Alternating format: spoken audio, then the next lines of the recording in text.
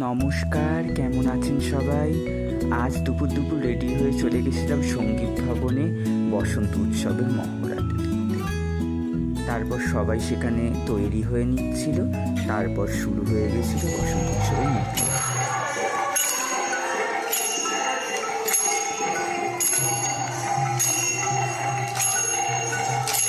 তারপর শুরু হয়ে গেল মঞ্চের মহড়া, যেটা দেখতে দেখতে হয়ে গেছিল অন্ধকার।